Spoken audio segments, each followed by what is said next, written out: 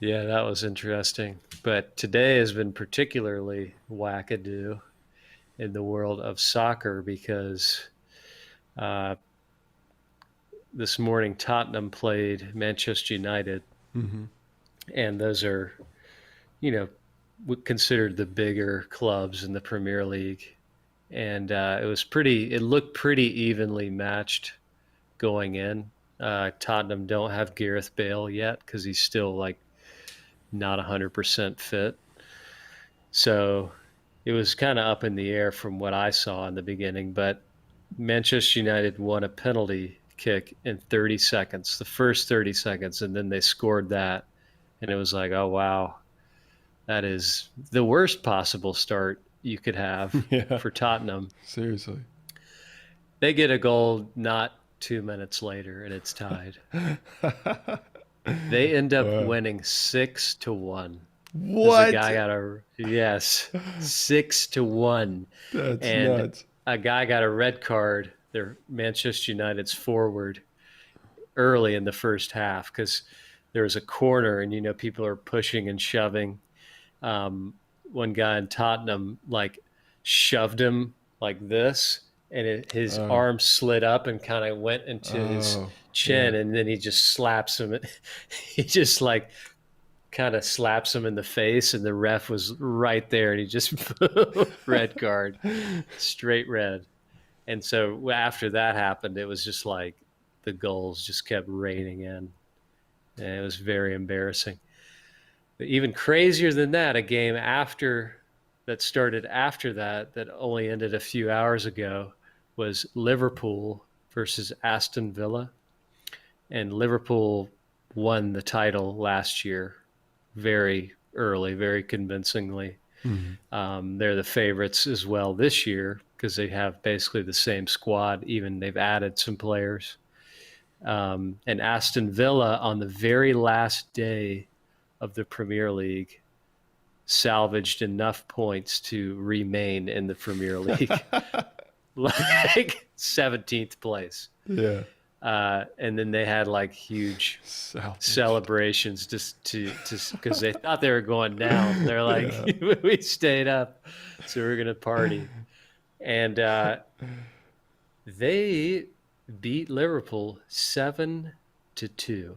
Wow. I don't even know if Liverpool has ever had 7 goals scored against them in their history. Yeah. It Wow. just I didn't see the whole game, but like it's just very wild, high scoring games in soccer today. So that was now no one really knows what's going to happen, but there's still a very, very long road to go in the What do Premier you mean League. nobody knows? Like As is it far as like everybody coming into this game, it was like Liverpool were, I mean, there's only been 4 games so far, but Liverpool have won all 3 of their previous games, and only like 2 or 3 other teams have won their previous 3, and like bigger teams have lost some games and tied, like Man City and Man United. Mhm. And people are like, I guess Liverpool's going to just run away with it. That's kind of been the narrative early on. Yeah. But now it's like, wow, they look like a different team now in a Right. way. But I mean, it's still very early, but it just kind of evened things out a lot for a lot of kind of underdog moves to start happening, Yeah. Yeah. So now which everybody makes it way thinks, more interesting. oh yeah, for sure. That's the best kind of race. So now Aston Villa is going to win it.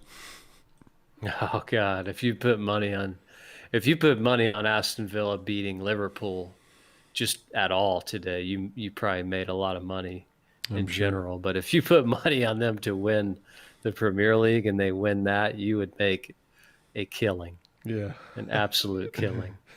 But no, I don't think they're going to win. But it's a lot more fun when it's like, you know, 5 or 6 games left of the season, and there's still 2, 3 teams in the running for, Mm. there's different scenarios that could play out with top 4, bottom 3, the winner of it all. Whereas last year it was like it was done pretty early. Yeah, that sucks. And then they're like, all right, who's going to go down now? Yeah, right. It's always a fight at the bottom. Who's going to stay up? Scrappy teams. There's always drama there. Is it always one team that gets kicked out, or how many? 3 teams. 3 teams. Okay, so there's 20 teams total. Yeah, there's 20. And 3 get knocked down, and then 3 get replaced. Right, from the league below. Okay. I get Yeah. you. Yeah. Wow. Yeah, I do wish that soccer, not that I really watch it, except for the when the countries play. I do wish soccer would go to some format where you have like a playoff or something, because it would be incredibly disappointing. Like, I can understand the race at the end, but it'd be just so unbelievably disappointing to be like halfway through a season already know who's going to win it. And I don't know, for me, I just wouldn't have any incentive to continue watching. Yeah, I mean, it's pretty rare that like a month or more out who the official winner is, but the past couple seasons it's been like that. Which I would always prefer it to be more competitive. In the league below, they have a playoff between the 2 through 5th place teams. So if you finish first place, you automatically go up. Mm-hmm. And then, maybe that's not how it works, but there's a playoff in the league below. And if you win the playoff, you get promoted. Okay. Yeah. Well, that'd be nice. So maybe 1 and 2 go up, and then 3 through 6 have a playoff, and the winner of that goes up. Yeah. So that's always exciting too. But it's such an off thing though. Like, all right, we're the 3rd team of all the lower division to 20, go in against a much harder schedule. This is so exciting. Like, I mean, how do you get up?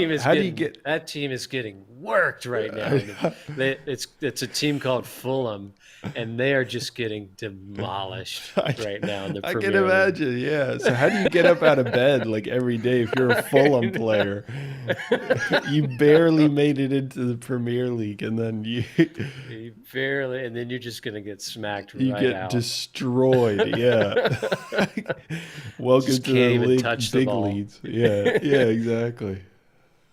Yeah, it's just all about, there's this transfer window period where all teams have the ability to buy players, and then when the window closes, which is tomorrow, you're cut off until the next January period opens back up again, and you can do business and buy players. But Fulham, they're like, the director of operations sent out a tweet after they lost, and he's like, we tried to buy these guys.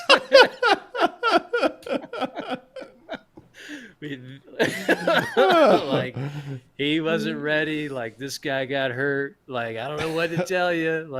We suck, basically. Oh, that's good. And if they can't buy anybody, they're trying to buy defenders and all this stuff, and it's just not going to work out. We're bolstering our defenses. Don't worry, folks. Oh, man, that's good. We'll be back next week. Yeah. But I think the coach because Manchester United made a pretty big buy, and they already have a pretty stacked squad, but I think they're buying, I don't know, they're just focusing on all the wrong pieces right now. And it just seems like nobody's really up for it and inspired by the coach, or everybody's kind of all over the place, haven't found a good starting rotation or formation that works well. And I think he's probably out the door soon. Because I was thinking about it, when Doc Rivers was fired, he had been there for what, 7 years for the Yeah, Clippers, pretty decent amount of time. and never made it to one. Maybe he made it to one conference finals. Made the playoffs, but never did anything Yeah. really successful. Yeah, when it was Lob And City.